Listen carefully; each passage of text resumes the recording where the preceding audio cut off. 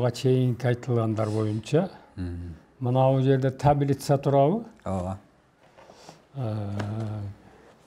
Жөнөкөй түшүнүктүү болуш үчүн таблицада асман жылы менен деп турат, Ооба.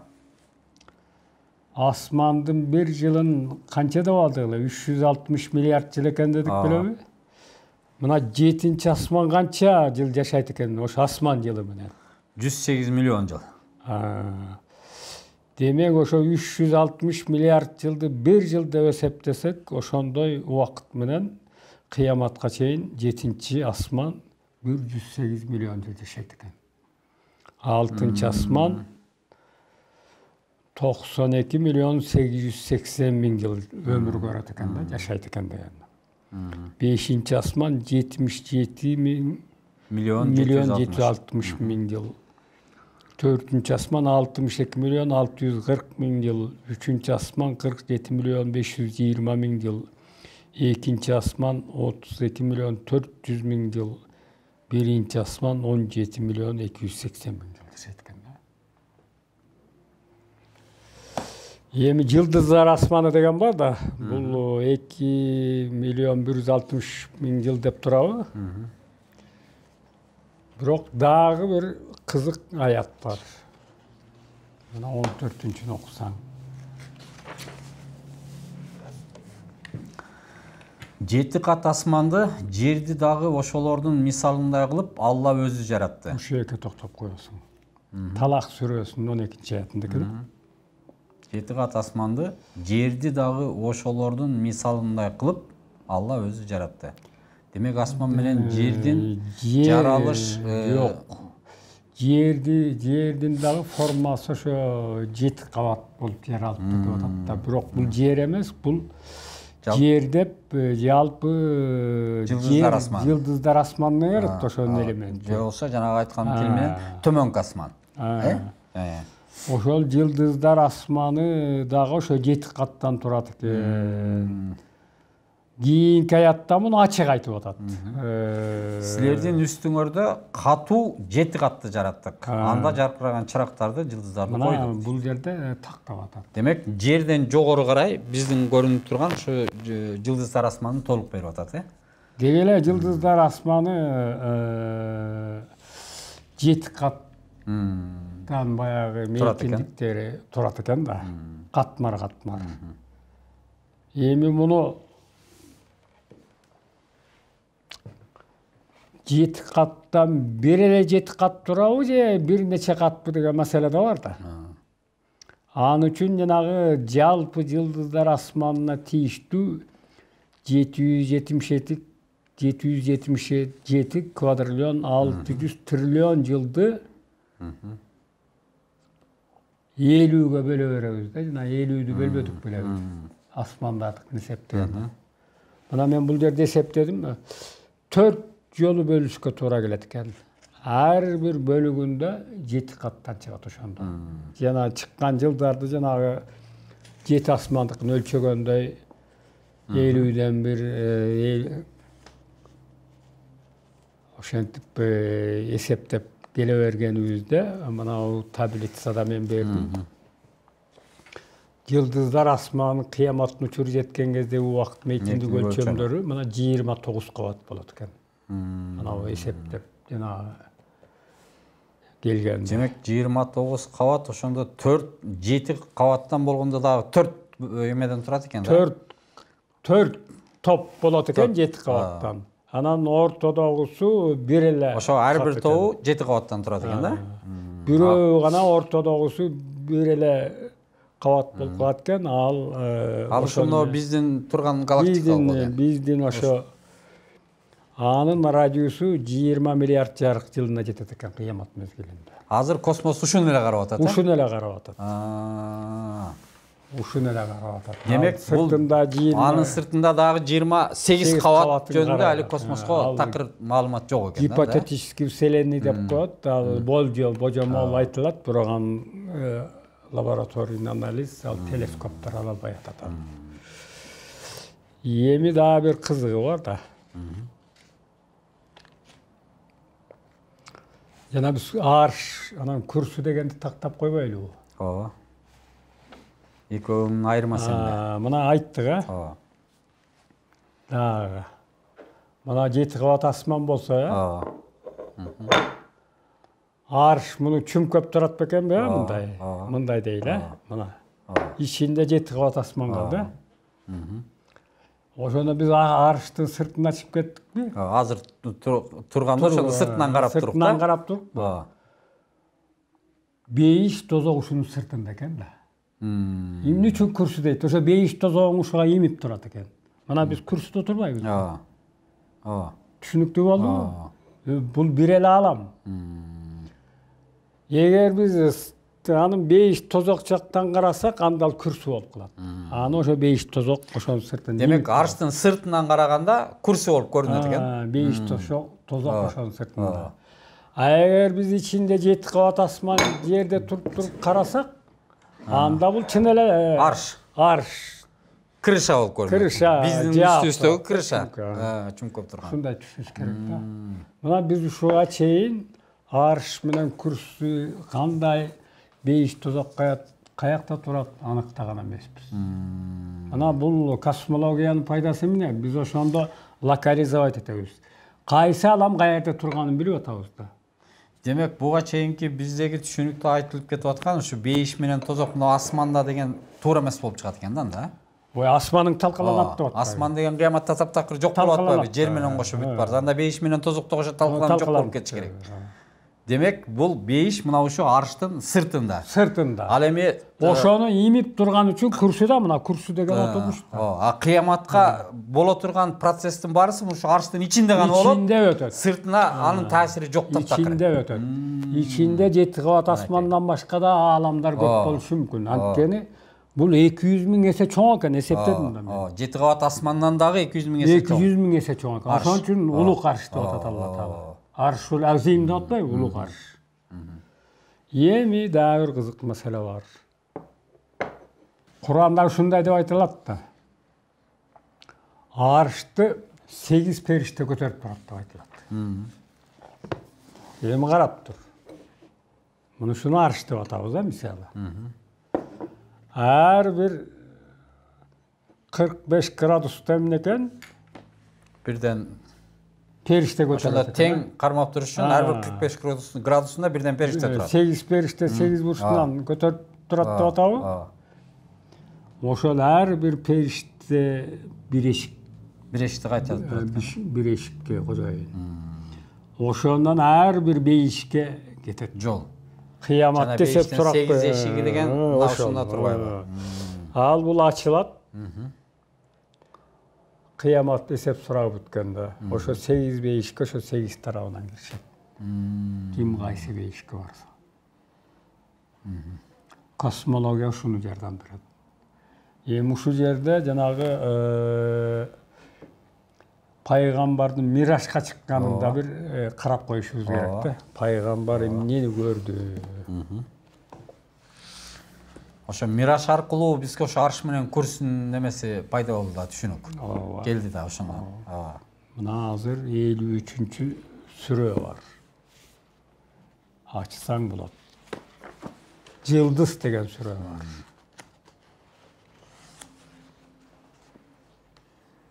Ооба. 375-чи бет. Эмне дейт? Бир аятын окуйлучу. Башынан баштайлыбы? Бисмиллахир-рахманир-рахим. Батып бараткан жылдызды күбө кылып касам берем. Силердин жолдошуңар адашкан жок, жаңылып жазган жок. Ал кыял сүрүп бир нерсени сүйлөбөйт. Бул Куран жашыруун кабар болуп берилип жатат. Аны ага бекем күчтүн ээси Жабраил таалим берди. Күч ээси Жабраил келгенде Куран Мухаммед пайгамбардын жүрөгүнө жай алды. Ал асмандардын акыркы улук чегинде турду. Ал асмандын акыркы улук чегинде турду. Эми токтоп турам ушул жерде.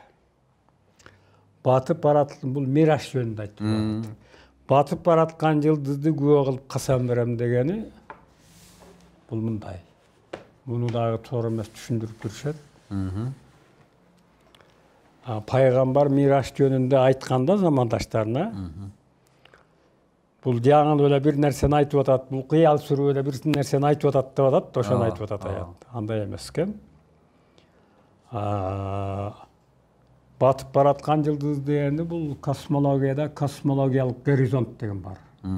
Эң акыркы чек. Жылдыздардын түгөнгөн жери. Жок. Куран 3 чекти айтат, 3 космологиялык чекти айтат. Биринчи жылдыздардын түгөнгөн чеги, андан кийин биринчи, экинчи, үчүнчү, төртүнчү, бешинчи, алтынчы, жетинчи кабат асман болуп, жетинчи кабат түгөнгөн чеги. Асмандардын. Андан кийин барып туруп арыштын бейишке кире турган түгөнгөн чеги. 3 космологиялык горизонт бар. Ушуну башыбыз керек. Эми андан кийин ал асмандын акыркы улук чегинде турду деп атабы мына Жабирайыл алейхисаламды айтып атат. Бул 7-чи кабаттын үстүндө тургандагы сайчы? Ал ошо эң акыркы чекке чейин пайгамбарды коштоп жүрдү жанында. Андан ары арыш көтө албайт, ал арыш көтө албайт, ал Жабирайыл. Ага мүмкүнчүлүк жок. Жок, ал арыштын периштеси эмес, ал 7-чи кабат асманга чейин. Андан кийин пайгамбарга жакындады да түшүп келди. Ал 2 жаа бою же андан да жакын болду. Ошо жанында жүргөн экен. Бул Жабирайыл периште тууралуу айтып атат. Мираж убактысында гана айтып атат окуяны. Ал Алла кулуна кандай жашыруун кабарды кааласа, аны жашыруун кабар берди. Аны эмне көргөнү жүрөгү алдаган жок. Силер аны менен эмне көргөнүн талаш кыласыңарбы? Ал пайгамбар дагы бир башка периштенин түшкөнүн көрдү. Сидрат ал Мунтахада турганда дейт. Окуй бер. Ал периште Ал Мава ордо бейишинин алдында экен. Мына көрдүңбү? Ошондо дейт, ал дагы бир башка периштени көрдү. Жабирайыл алейхисалам өтө албайт го 7-чи кабат асманга. Андан арыштын периштесин көрүптүр да. Жана 7 эшиктен бирөөсүнө. Ошол бир периште ошо 7-чи кабат асмандан ары түшүп келип пайгамбарды алып кетиптир да, арышты карай. Сидратул Мунтаха деген бул араб тилинде сидра деген көкүрөк, мындай бүткөн жерде, алам шар да, ошол 7-чи кабат асман. Бир малда Сидрат ал Мунтаханы тосуп жаап калды. Пайгамбардын көзү чектен ашык кете алган жок. Ал эгесинин улук аяттарын көрдү. Эми бул мындай. Ошол Сидратул Мунтахада ал периште тиги бир эшикти ачкан экен. Пайгамбар бейишти көрүптүр. Куранда сен элчи пайгамбарсың, күбө пайгамбарсың деп айтылат да, кабарчы. Бул күбө адамзаттан күбө катары барып көрдү да, ошо ыймандуу пенделердин бара турган жерин бейишти көзү менен көрүп. Бирок ал чектен ашып кете алган жок. Бейиш чексиз экен да. Ал эмнени көрүш керек болсо ошону эле көрүптүр да. Андан кийин ал тосту жаап калды дейт. Андан ачып бейиштин эшигин кайра жаап койгон айтылып атат. Ушул да түшүнүгү, космологиялык түшүнүгү ушундай. Негизи биз экөөбүз эми негизги белгилерин эмнен айттык? Асмандын 7 кабат, 7 асман эмес 8 асмандан бар экенин айттык. Арыш деген ал анын сыртынан курчаган алам деген түшүнүктү билдирет экен. Күрсү дегенде биз анын сыртына чыгып бейиш тараптан караганда ал чын эле анын алдында калат экен күрсүдөй. Муну ажыраттык. Негизги жөнөкөй адамдарга ушул түшүнүк жетиштүү. Жалпы жөнөкөй тил менен айтканда. Буга чейин мындай сөздөр айтылган эмес да. Тапсирлерде. Эми аны айтып эле койбой, сиз анын метрине чейин ченеп да коюп атасызбы? Бул Куран тапсирин түшүндүрмөлөрүнүн аркасынан карагандар окуп түшүнүп алат. Эгер мунун баарысы мына ушу Курандын котормосунда аркасында берилди, комментарий тафсир катары. Эгер түшүнбөсө бизге келсе, ал жеңил эле түшүндүрүп коелу. Эми дагы бир маселе карайлы.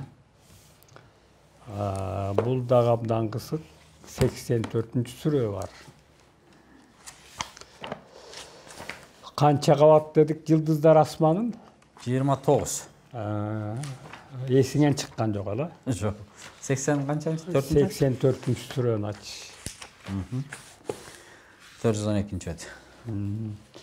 Мунун баарын окуп отурбайлы. Муддассир сүрөсү, ороонуучу. Мунун баарын жок 84-сүрө. 84-сүрө.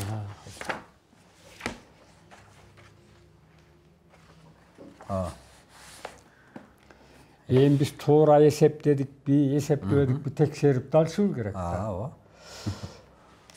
Мына 19 аяттан карап келип атпайбызбы?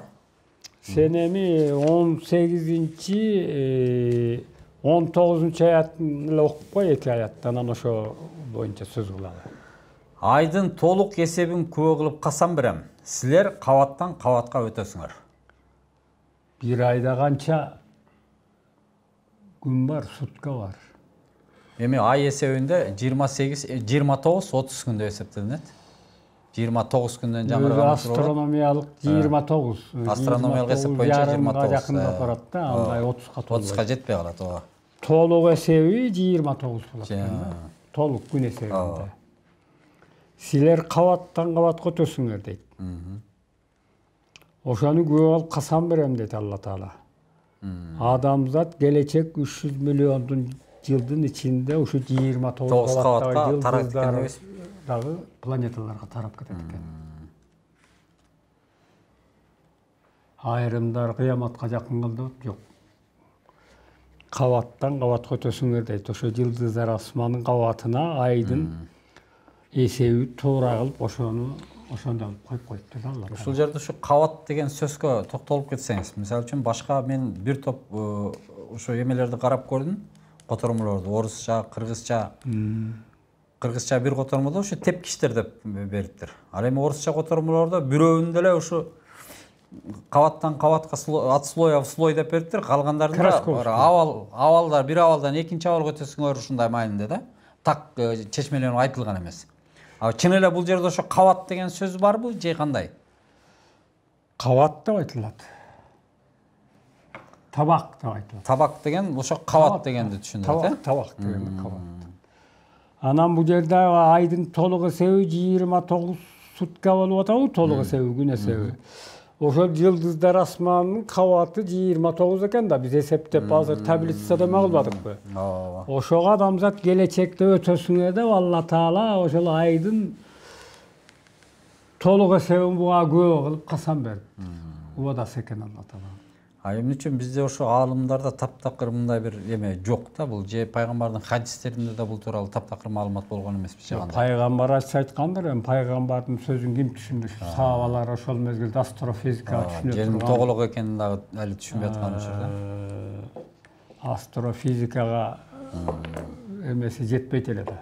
Ошон үчүн балким демек пайгамбардын бир топ адам акылы жетпеген хадистери сакталбай калышы да мүмкүн. Албетте, эми экөөбүзгө 1000 жылдан кийинки боло турган окуяны айтса биз түшүнө албайбыз да.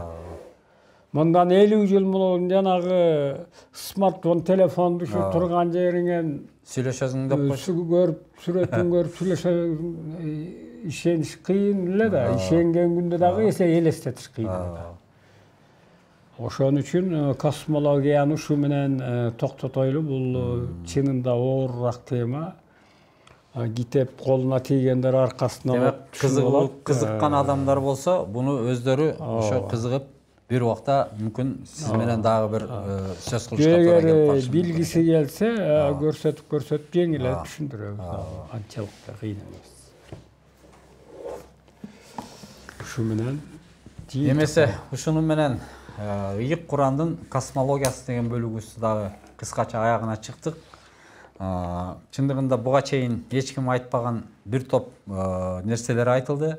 Жөнөкөй сөз менен деле эмес, мына бүгүнкү күндөгү ошо космологиянын илимий жеткен маалыматтардын негизинде айтылып аткандыктан, демек буга кызыккан, ошо илимге кызыккан адамдар көбүрөөк болуш керек. Буюрса бул боюнча дагы каалоочулар боюнча сүйлөшүүгө ошо даярбыз деп турат мына Темир агай. Саламатта калыңыздар. Аллах Таала ошо ар бирибизге илимден үлүш берип, туура жолго баштаган болсун.